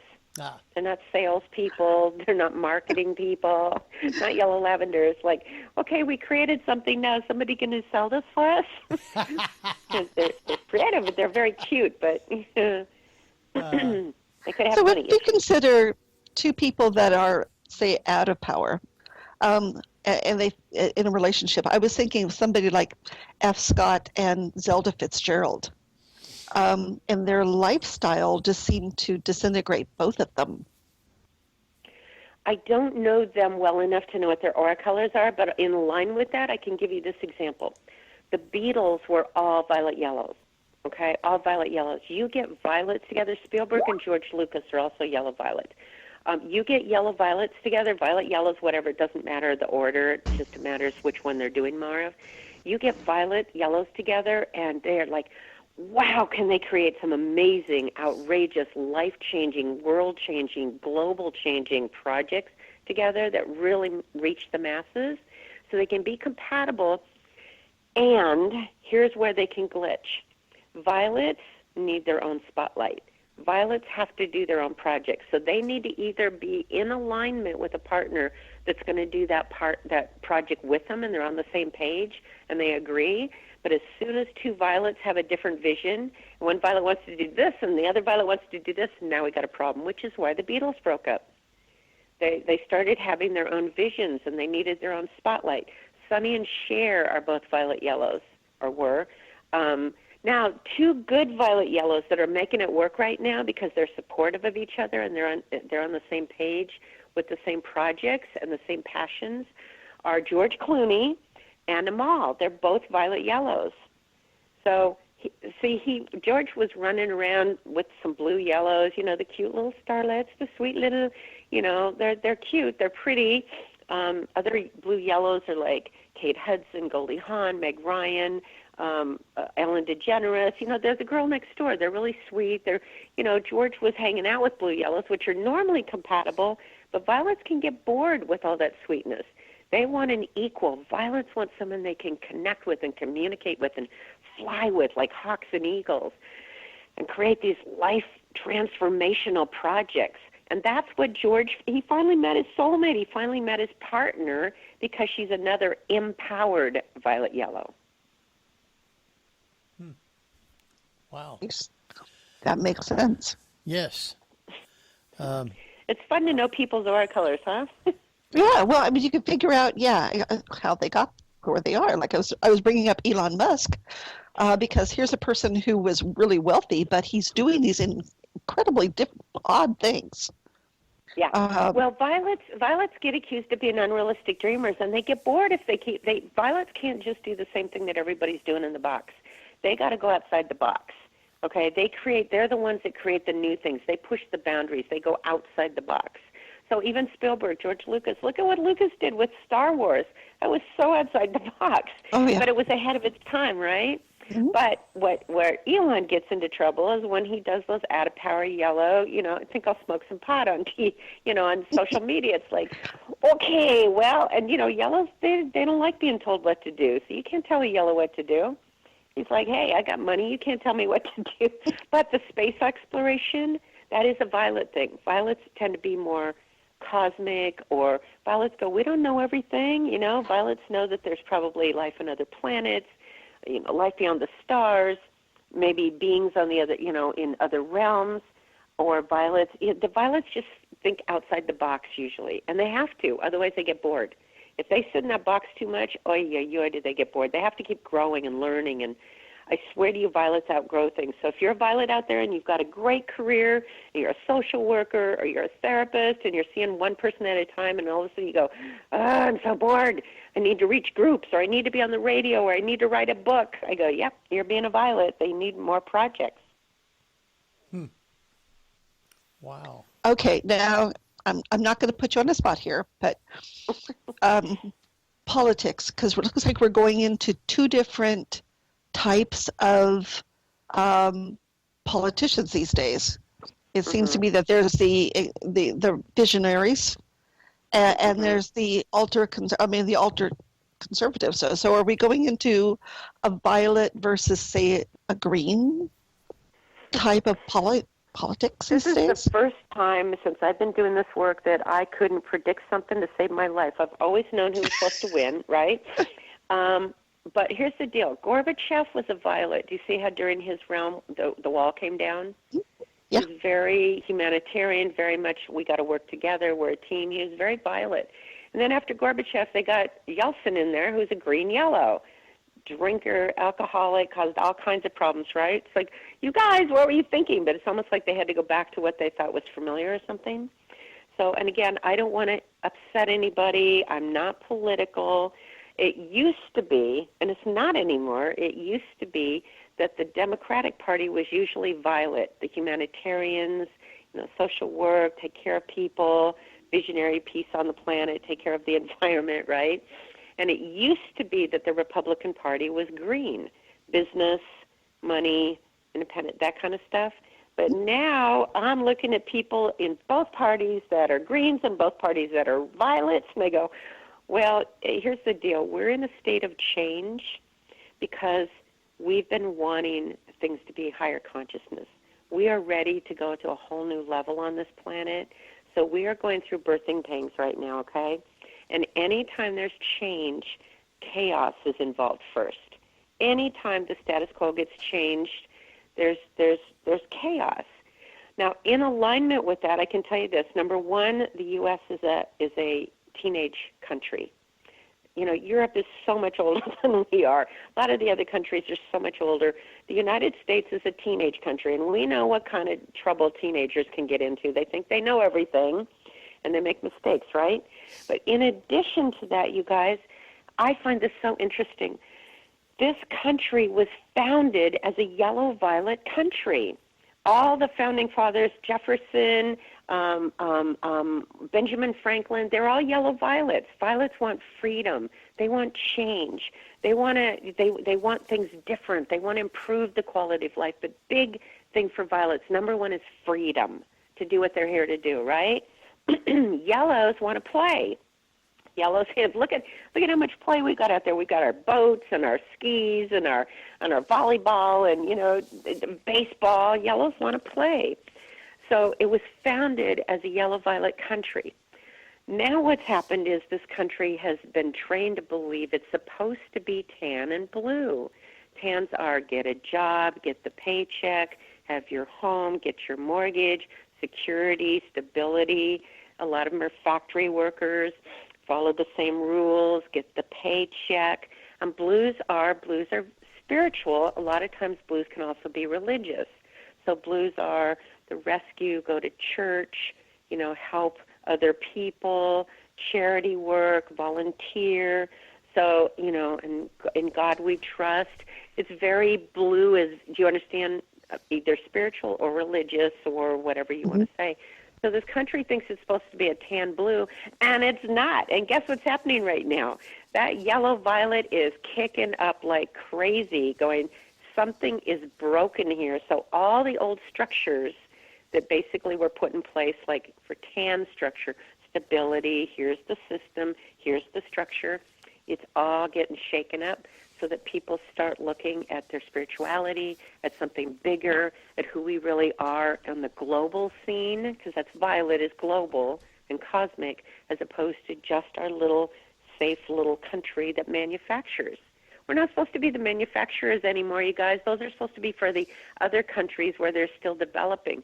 We're supposed to be the innovators, the creative visionaries that innovate, which is why so much of the innovative tech stuff was here. It's just like the music scene, San Francisco, now the tech stuff, which is Steve Jobs, violet, yellow. We're supposed to be the innovators, not the little factory workers, not the little employees. Does that make sense? Not putting that down because we need all that, but that's not supposed to be our focus. We're not a tan blue country. So countries, cities they have horoscopes. They can have colors as well. That's right. Like England is violet tan, so violet, how they kind of rule the world. See how the monarchy, they ruled all these other countries, and tans are very stoic and stiff upper lip and, down to earth. Germany's very green, money, let's go, innovation, get those fast cars out there. Japan's very green. Mexico's very yellow, take it easy, slow. And again, it's not the people, it's just the energy. Arizona's yellow tan, Colorado's yellow tan.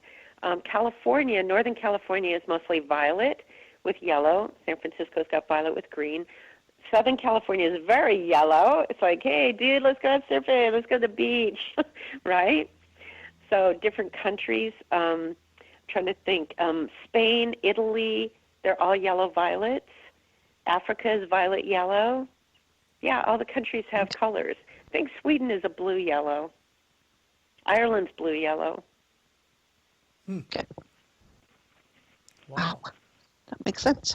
And people that Actually have makes sense. those colors are drawn there. Like New York is green.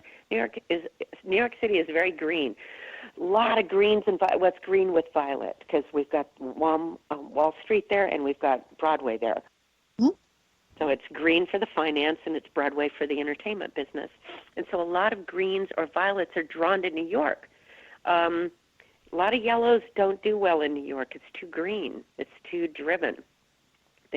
And yellows usually like warmer climates and sunshine and nature, so they don't always do well in big cities. Wow. Oh, no, it makes total stuff, sense. huh, guys? No, our time's just shooting right on by here. Wow. We're down to about 10 minutes. So if anybody in the chat room still has a question, you can send it to either H. Foister or Ceiling Cat quickly, and we will try and get those answered for you. So, Barbara, go ahead. Well, we have one person in the chat room. The chat room is basically going nuts talking about what we were discussing before, which is life purpose, and how do we decide what we're coming back as?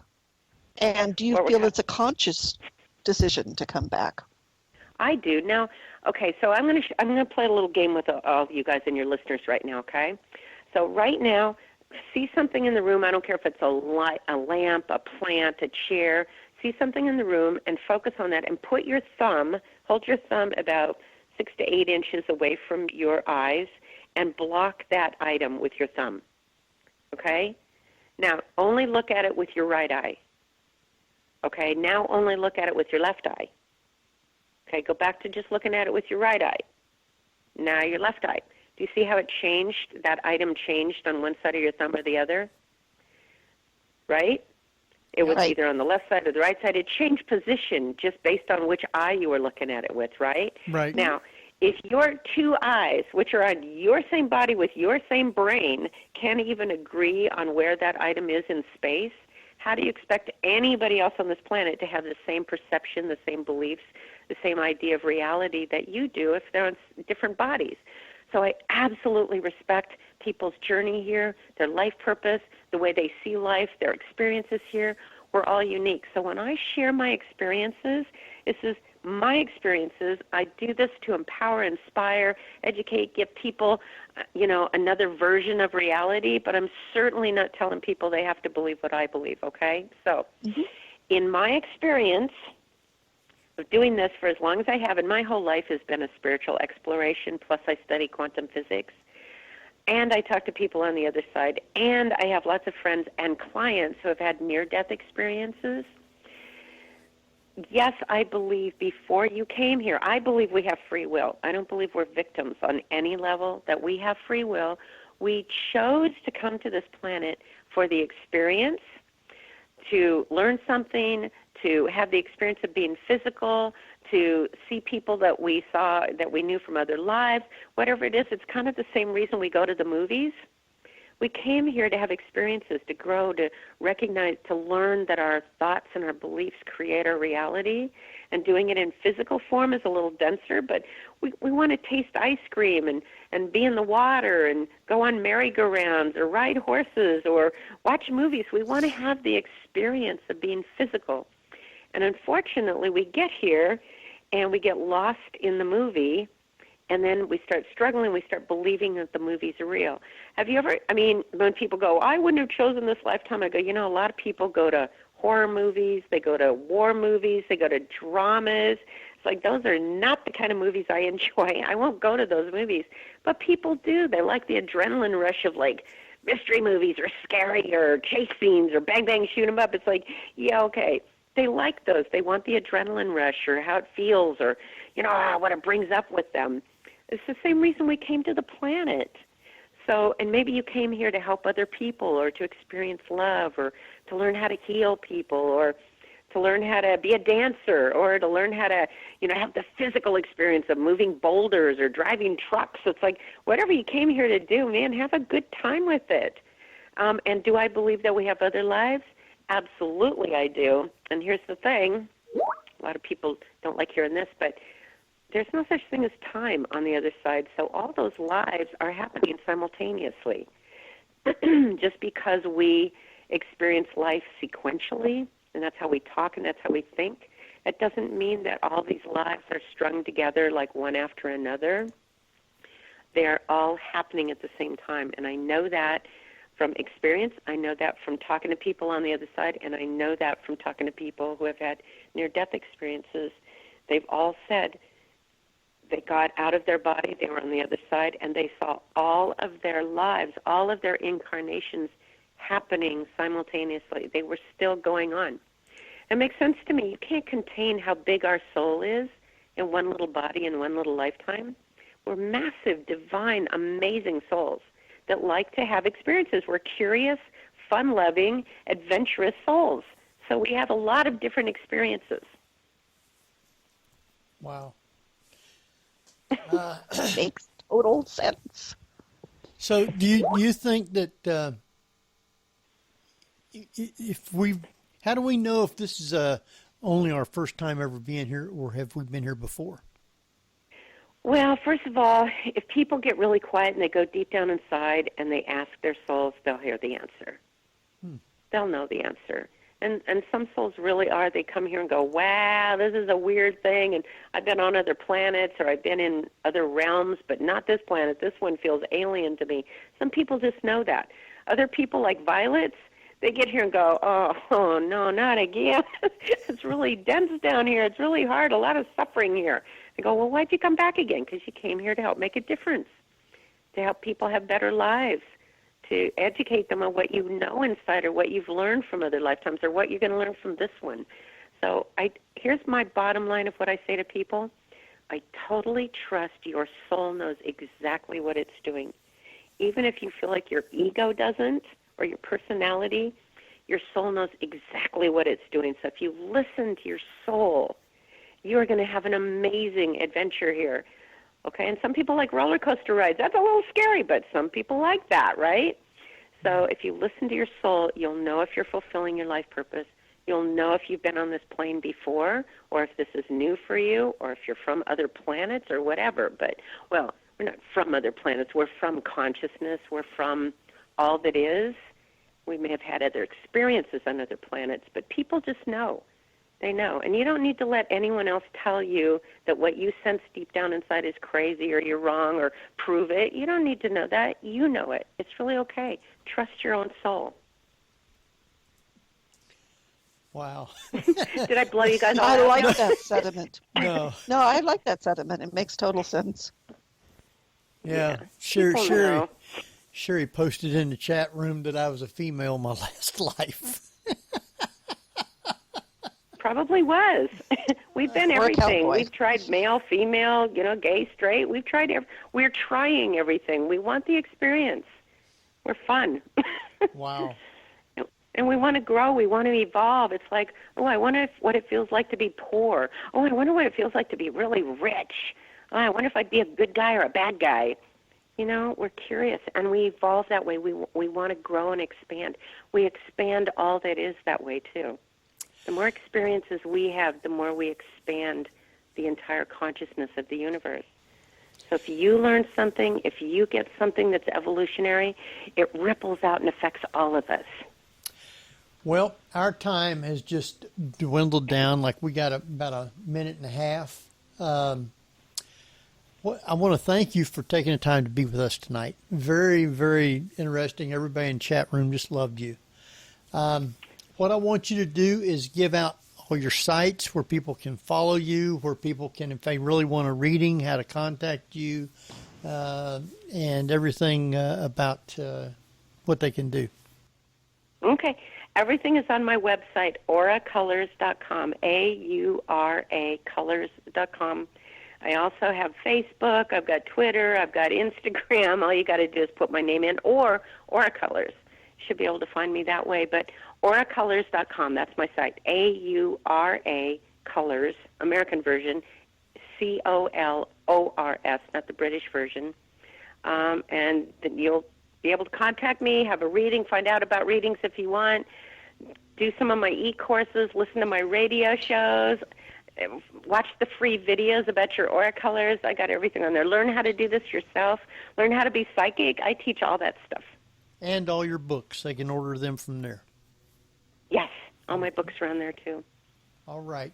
Well, I want you to stay on till we're off, and we'll thank you. And again, I want to thank everybody for listening tonight. Appreciate it, and hope you enjoyed the show. This is Henry Foister. Jeffrey Gould. And Barbara Duncan. So good night, everybody. You've been listening to the Paranormal View on the ParaX Radio Network. Join us again next week at the same time for more of the Paranormal View.